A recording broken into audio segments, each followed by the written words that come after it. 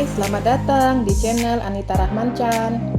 Dukung channelku ya dengan cara subscribe, like, comment, and share sebanyak-banyaknya ya. Satu lagi, bunyikan loncengnya agar kalian dapat update terbaru dari novelku. Terima kasih. Aldo Mencari Cinta episode 9. Tiara sampai di rumahnya ketika petang. Setelah mengantarkan Romeo, dia kembali ke toko untuk membantu sahabatnya. Dan sama-sama meninggalkan toko ketika sore hari, tepatnya sebelum senja. Membersihkan dirinya di bawah pancuran setelah selesai menjatuhkan tubuhnya di kasur. Hari melelahkan, gumam Tia sembari menatap langit-langit kamarnya. Tiba-tiba sosok Aldo terlintas dalam benaknya. Dia menepis bayangan pria itu dalam benaknya. Tapi ciuman itu membuatnya masih memikirkan Aldo. "Pergi!" teriaknya sembari duduk di pinggir kasur. Suara pintu diketuk. "Ya masuk," sahut Tia. Mamanya masuk ke dalam kamarnya. "Ada apa?" "Mama tadi dengar kamu berteriak." Duduk di samping sembari mengelus rambut anaknya. "Nggak ada," sahutnya. "Sudah bertemu dengan Romeo?" tanya mamanya. Sahutnya malas. "Bagaimana pendapat kamu?" tanya mamanya lagi. Tia menatap mamanya dengan tatapan bingung. "Mama bertanya tentang fisiknya atau apanya?" "Semuanya," sahut mamanya penasaran.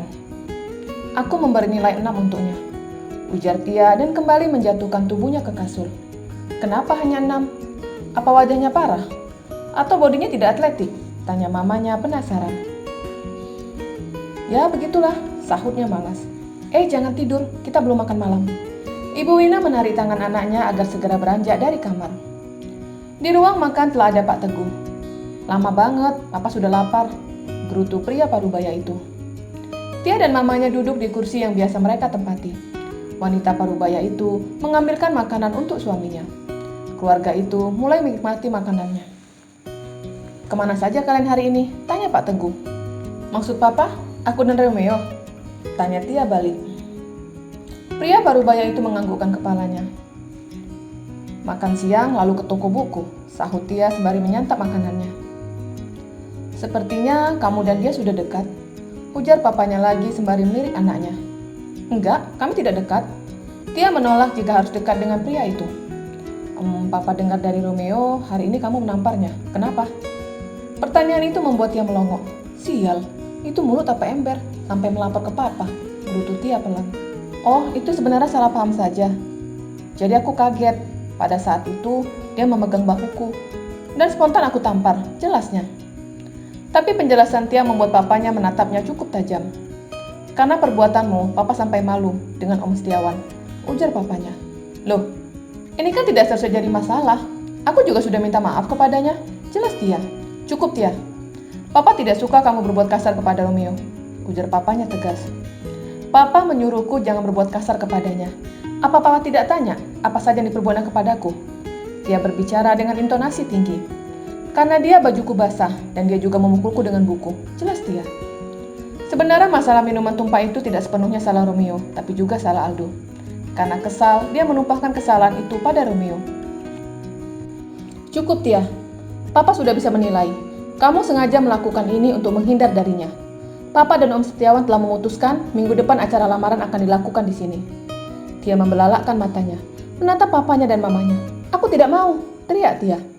"Tia, jangan membantah. Keputusan Papa sudah bulat. Romeo dan kamu cocok. Kalian sama-sama S2 dan terpelajar. Jika titel menjadi patokan untuk Papa menikahkanku, kenapa Papa tidak menikahkanku dengan profesor yang umurnya lanjut?" seru Tia dan berlalu meninggalkan meja makan. "Tia!" teriak papanya. Tia tidak menghiraukan papanya. Dia membanting pintu kamarnya dengan cukup keras. Ibu Wina mendengus kesal dengan keputusan suaminya. "Kenapa Papa terlalu tergesa-gesa? Tia dan Romeo baru saja saling mengenal," ujar Ibu Wina yang tidak setuju dengan ide suaminya. "Romeo akan kembali ke luar negeri bulan depan. Dan kami bersepakat untuk menjadikan hubungan kami bukan hanya teman, tapi menjadi sebuah keluarga, yaitu dengan menikahkan Tia dan Romeo," jelas suaminya. "Tapi ini terlalu cepat. Setidaknya biarkan Tia dan Romeo berteman dulu. Jika maksud Mama cinta, maka jangan khawatir. Mereka akan saling mencintai ketika telah berumah tangga," jelas suaminya yang paham dengan pemikiran istrinya. Di dalam kamarnya, Tia berteriak sekencang-kencangnya. Dia kesal dengan papanya. Papa dengar, Tia sangat marah dengan perjodohan ini, ujar istrinya. Biarkan saja, nanti juga diam, sahut suaminya yang telah selesai dengan makanannya dan berlalu meninggalkan istrinya seorang diri di ruang makan. Dia menghubungi sahabatnya Zelin. Hanya Zelin tempat dia mengadu, begitupun sebaliknya. Ada apa ia? Tanya Zelin. Keluarga Romeo akan melamarku minggu depan, sahut Tia dari ujung ponselnya. Terus yang menjadi masalah apa? Tanya Zelin. Yang menjadi masalah karena aku tidak cinta. Yang kedua, dia bukan tipeku. Yang ketiga, aku tidak suka, apalagi mulut seperti ember bocor. Gerutu Tia menceritakan kejadian di restoran dan di toko buku. Wah, pria itu tidak ada romantisnya, sahut Zelin. Ya makanya itu, aku semakin tidak suka dengannya. Ayo bantu aku untuk membatalkan lamaran nanti. Zelin memikirkan sesuatu yang dapat membantu temannya. Kenapa tidak kamu katakan saja dengan jujur kepada Romeo kalau kamu tidak suka dengannya? Ujar Zelin. Aduh Lin, awalnya aku yang mengatakan itu, tapi mengingat mulutnya ember, bisa-bisa dia menyampaikan ke Papa, dan pasti aku akan dimarahi Papa habis-habisan. Iya juga, terus apa dong? Atau kamu menikah saja dengan Aldo? Sahut Zelin asal. Entah kenapa tiba-tiba Tia diam ketika nama pria itu disebut. Berbeda dengan sebelumnya, dia tidak suka sahabatnya menyebut nama pria itu. Ya enggak lah, sahut Tia. Ya aku tidak tahu lagi. Setelah pembicaraan itu, akhirnya panggilan terputus. Tia memikirkan ucapan Zelin.